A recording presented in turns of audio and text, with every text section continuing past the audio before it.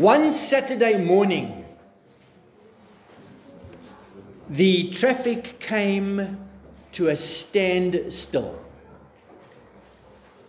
Not because there was an accident or a fun run going on.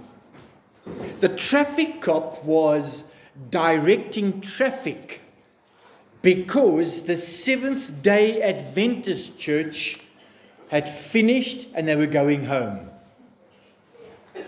It was quite a traffic jam.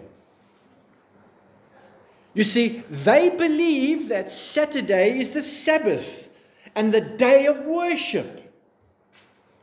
As you know, they would remind us that Genesis records the Lord's creation. Each 24-hour day. Now you heard my creation convictions. Short earth, young earth. Each 24-hour day, God created, and when it was done, He rested on the seventh day.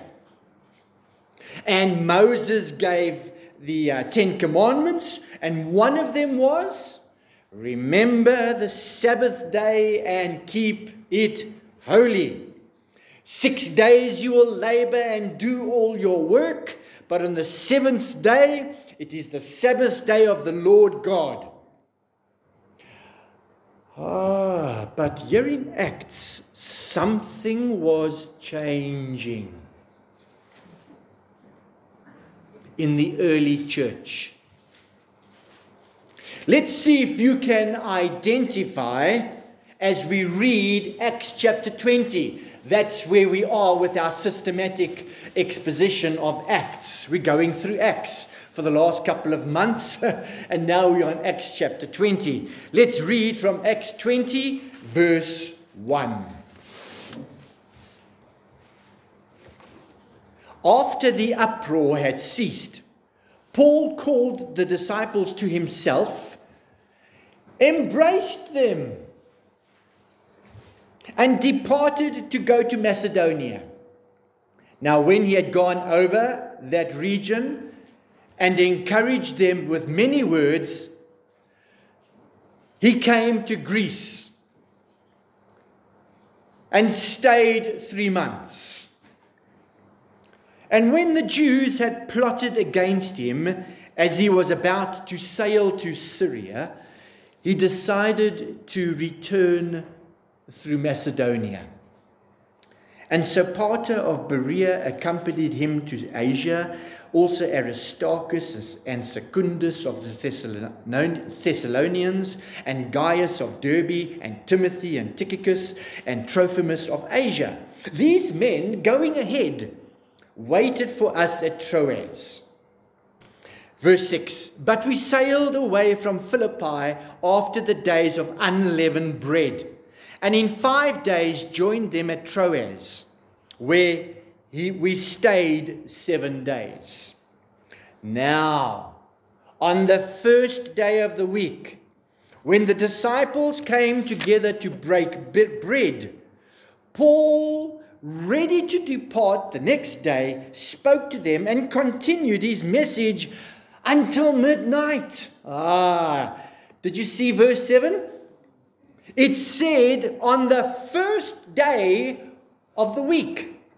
In Jewish tradition, from Genesis, Saturday was the last day of the week, a day of rest, their Sabbath.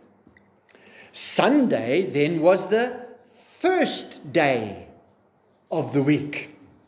So here in Acts, they met on the first day of the week, Sunday.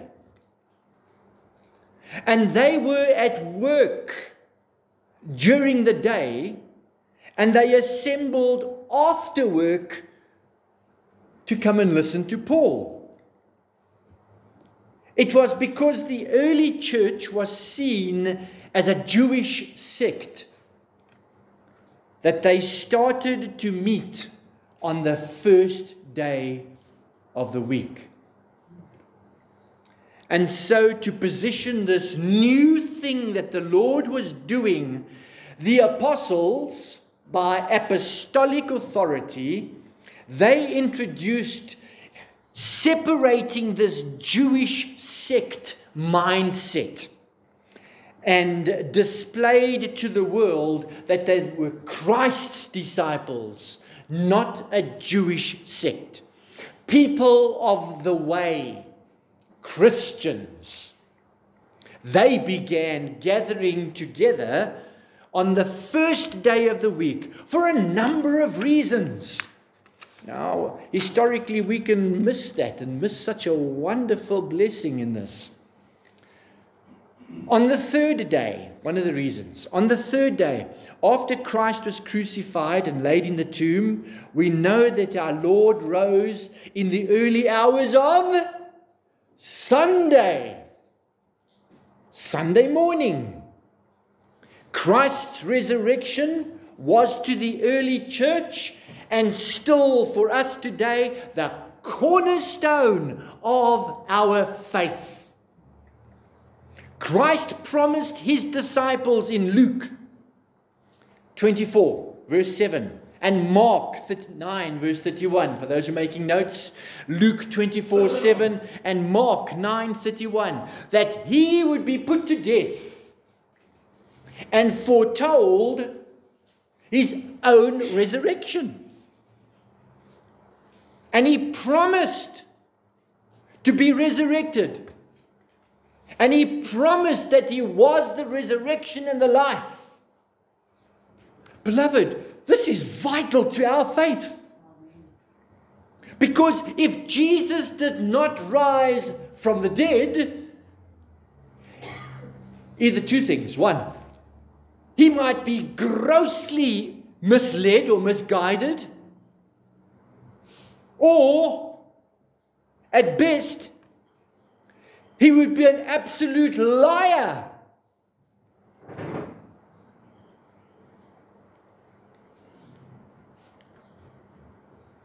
So to clearly communicate the separation of the Jews and the Christians on the same day of the week that Jesus rose, they identified with his resurrection because they did not accept Christ. They even denied his resurrection. The early church assembled on the first day of the week. What a wonderful symbolism. Clearly, missionaries ministering in the 60-40 window have to be creative about this. Not so, Fabian. The antagonistic community they minister in will not recognize a Sunday as a Sabbath for the Christians. Forget it, pal. You will work. Beloved, we must avoid being legalistic about the day. Some Christians go as far as to be Sabbatarians. Sabbatarians are Christians who observe the Jewish Sabbath. In other words, the Saturday as a day of rest and worship. Typically, from Friday sunset to Saturday sunset. Acts does not teach us to continue that practice. If we can, in our context. It is a very helpful apostolic tradition with wonderful meaning. So I embrace Sunday wholeheartedly. Yes, I will keep Sunday separate, purposefully, deliberately. It's not an ordinary day. It's not a day to do our shopping or catch up with our assignments and stay away from fellowship. In fact, over time, it has been described as the Lord's Day.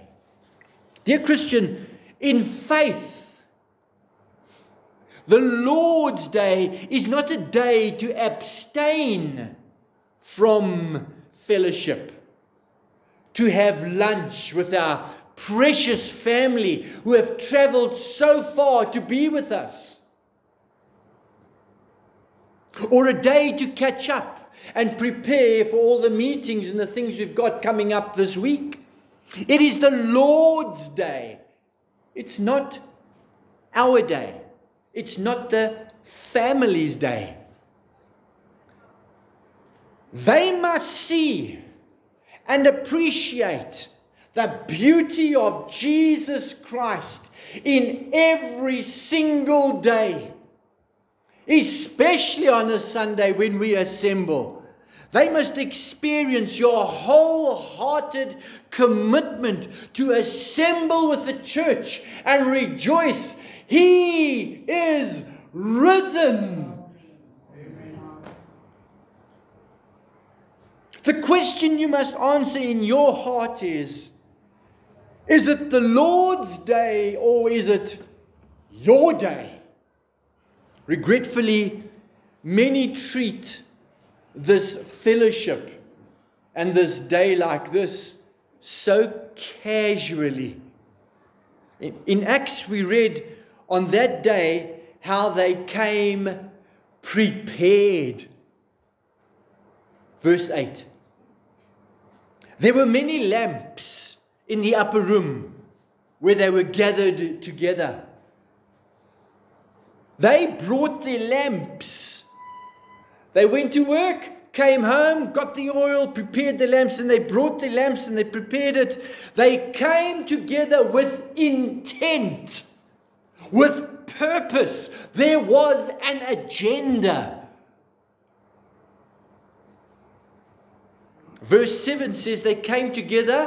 What was the agenda? To break bread.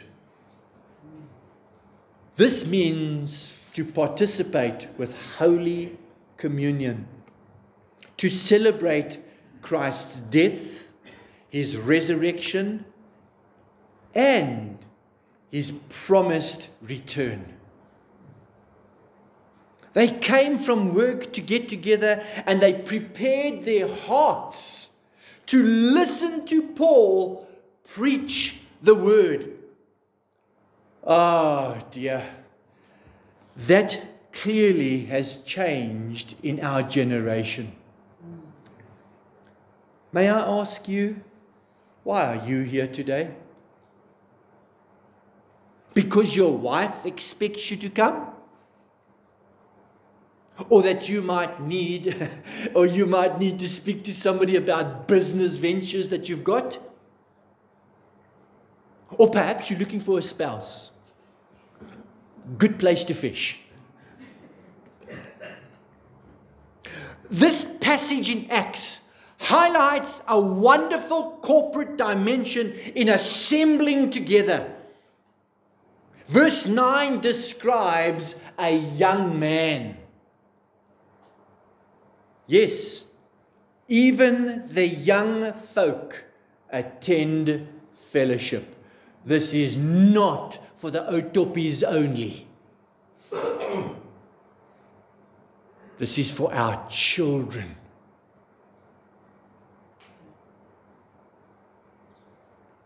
Verse 9, and in a window sat a certain young man named Eutychus, who was sinking into a deep sleep. Typical teenager. He was overcome by sleep, and as Paul continued speaking, he fell from the third story and was taken up dead. Imagine that.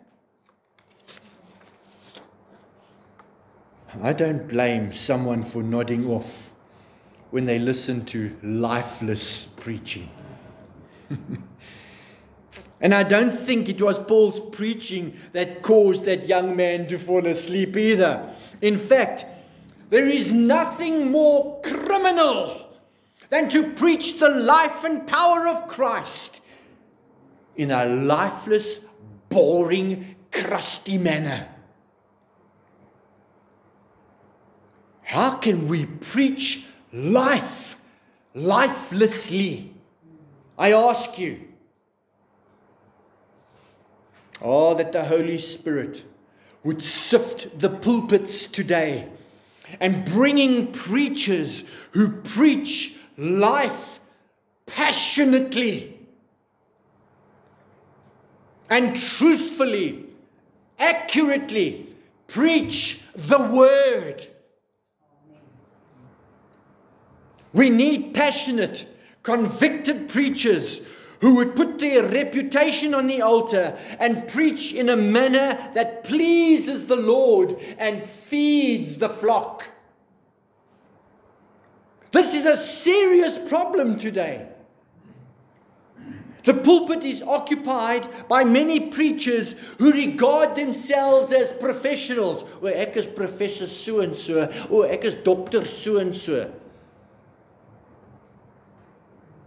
And they are boring the folks to death, misrepresenting the life. It reminds me of this visitor to a certain church. After the service, the deacon saw him looking at the photographs on the wall, just studying them all. And the visitor asked the deacon, so who are these people? And the deacon said, they are the folk who died in service. To which the visitor asked, which service? The morning or the evening? A word to our preachers. Preach passionately. We are to connect the why of the message with the people. Rub shoulders with the people. Know the people. Brethren, as you preach, picture the people who need to hear the message. As you prepare, read, pray, read, pray, read, pray. And when you finish preaching, pray. I'm afraid there's too little praying.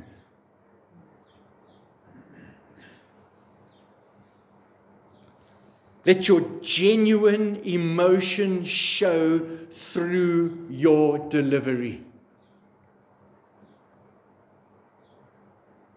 This involves the preacher internalizing the message, praying for spiritual urgency, and letting your passion be visible through, yes, a dynamic delivery.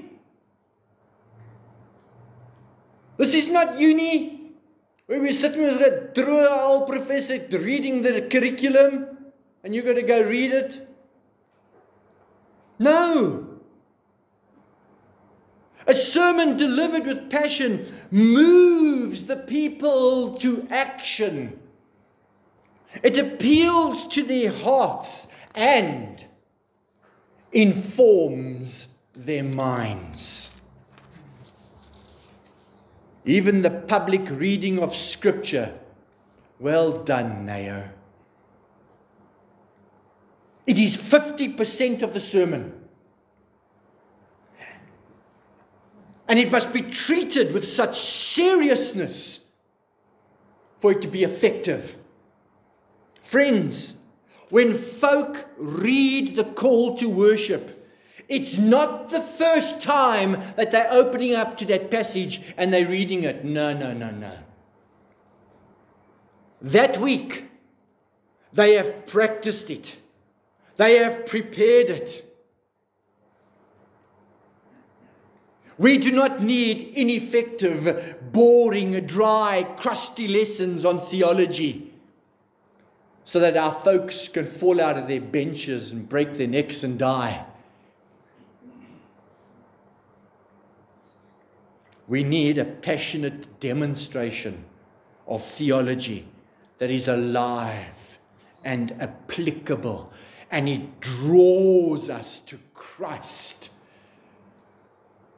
Perhaps you've come from a church guilty of lifeless preaching, or from a church that appeals only, on the other spectrum, only to our senses and our feelings with no understanding.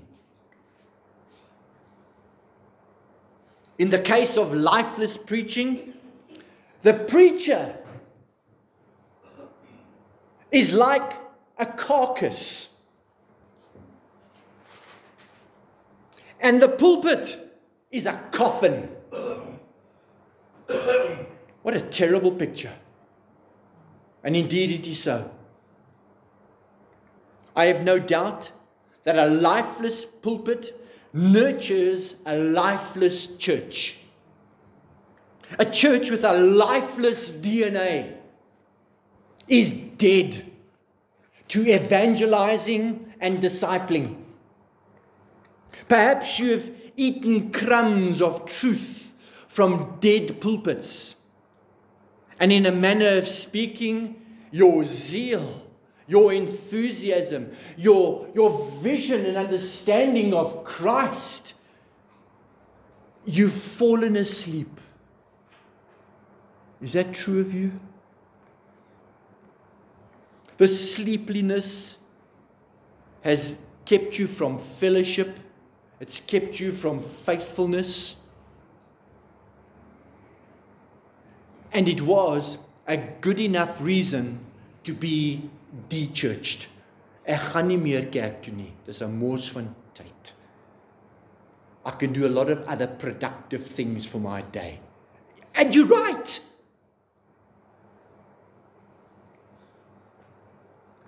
Oh, beloved friends, I want to encourage you to take that experience to the Lord. Ask the Holy Spirit to help you rediscover the church.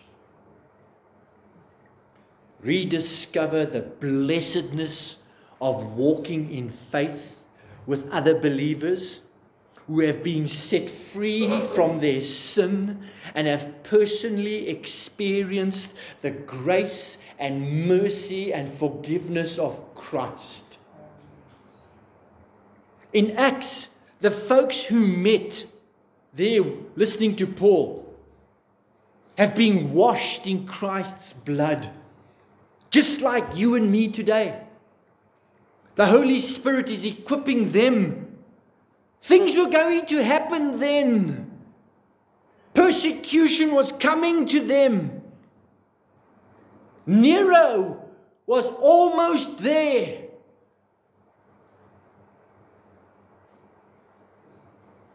Friends, you do not need to be afraid of the church.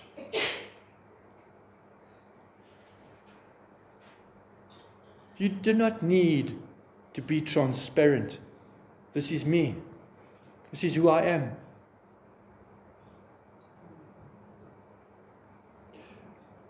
I may stand on some toes. There is no room for introverts. There is no room for independence. There's only room for interdependence, depending on one another. Open your hearts to one another. This could be very challenging for you. This could be very new to you. Welcome to the church. Together we experience God. In all our sharp, rough edges. But I challenge you. Verse 10. But Paul went down, fell on him, and embracing him said, "Do not trouble yourselves, for his life is in him." Look at that scene. The preacher embraced the young dead man. We need preachers who love their flock enough to embrace them and to understand and see the situation. Embrace one another. We're not perfect. There are folks who have never heard someone say, I love you.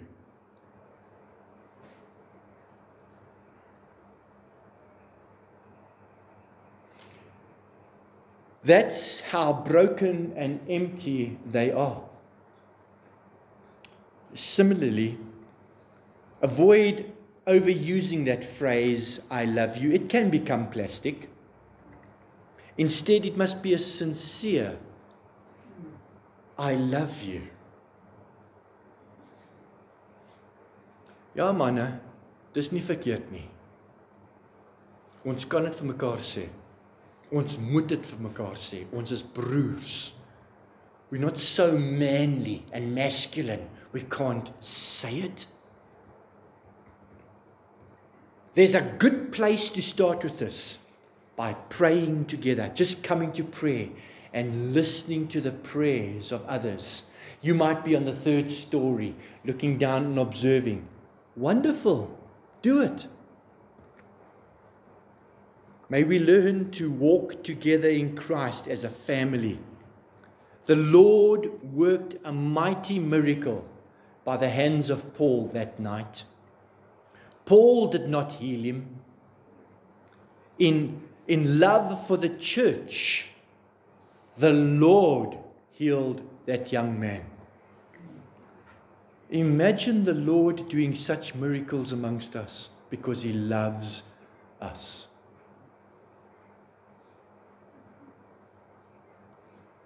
And the Lord still miraculously heals today.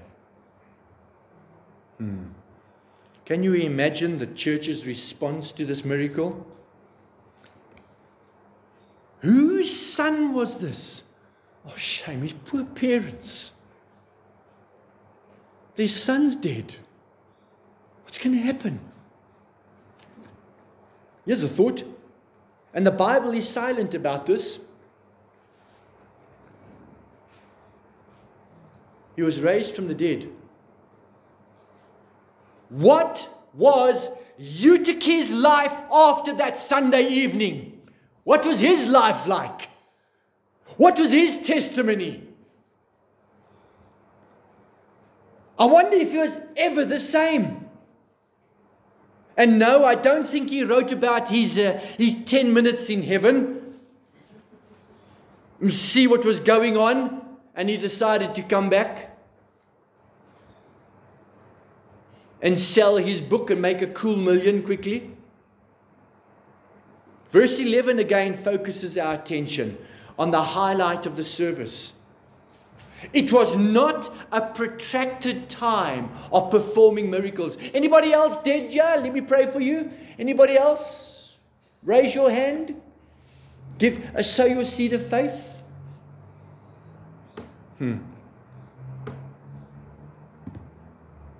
There was no dancing and music and flags flying and flashlights and smoke machines, dimmed lights and YouTube and cameras and all the rest of it. No. Not because it didn't exist over there. They could have done other things. Look at it carefully. Look at the liturgy. Look at what happened thereafter. Look at the reason for assembling. The band did not strike up and they sang rapturously because of this precious miracle. Indeed, it was. No, verse 11 says, now when he had come up, he had broken bread and eaten and talked a long while, even till daybreak he departed. And they brought the young man in alive, and they were not a little comforted. In other words, they were greatly comforted. They broke bread, and Paul preached, and they were greatly comforted.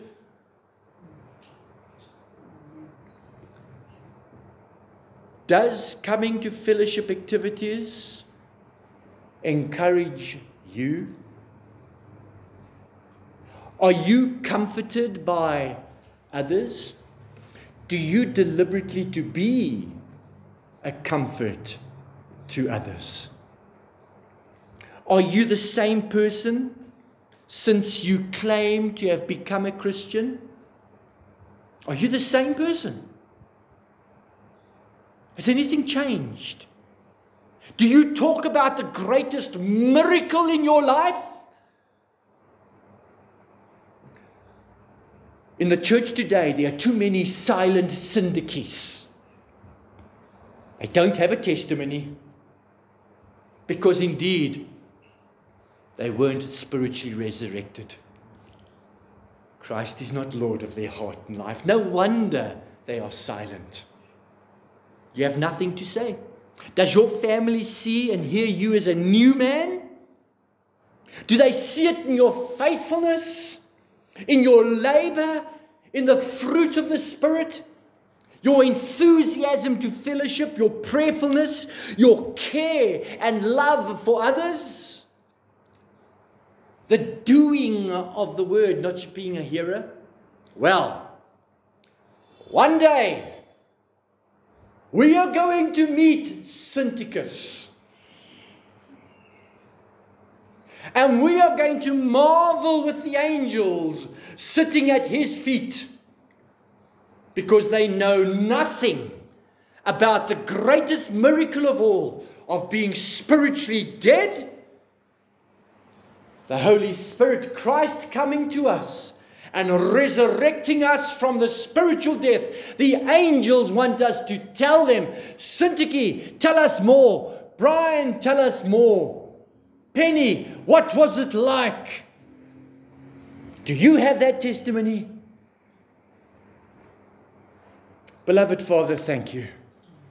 Thank you for the glorious gospel that you have entrusted to us, that we can talk about these things and rejoice in these things and focus our attention on Christ, who is the way, the truth, and the life. Thank you. Thank you for coming to us. No matter who we are, what we have done, how long we have done it for, how young we are or how old we are, thank you. My God is great. Oh, may the beauty of Jesus be seen in us, in all your compassion, in all your beauty, in all your loveliness.